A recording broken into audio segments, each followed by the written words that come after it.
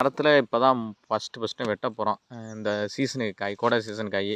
பார்த்தா ரொம்ப நாளாக பார்த்துட்டே இருந்தேன். இந்த காயை பார்த்தா முத்துமான்னு பார்த்துட்டே இருந்தேன். இது இப்போ பார்க்கதான் முத்த மாட்டாதான் தெரியுது. இருந்தால் எனக்கு ஒரு சந்தேகம்.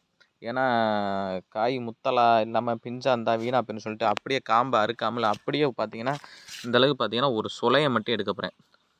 ஒரு சொலையில் அந்த ஒரு முள்ளை மட்டும் எடுக்க போகிறேன். அந்த முள்ளை எடுத்து பார்த்தா தெரியும். உள்ள கலராக இருந்துச்சுன்னா நல்லா முத்தி இருக்குன்னு அர்த்தம். நல்லா தெரியுது. நல்லா கலராகவே இருக்குது. இந்த மஞ்சள் கலராக இருக்குது. இது இந்த நல்லா முத்திருச்சு. இந்த காய் நான் இப்போ அறுத்துடலாம். இனி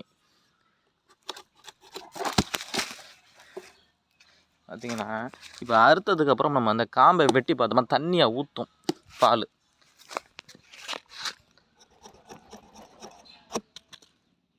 பாருங்கள் எப்படி இந்த தண்ணியாக பிசு பிசுன்னு ஒட்டாமல் தண்ணியாக பாருங்கள் தெரியுதா?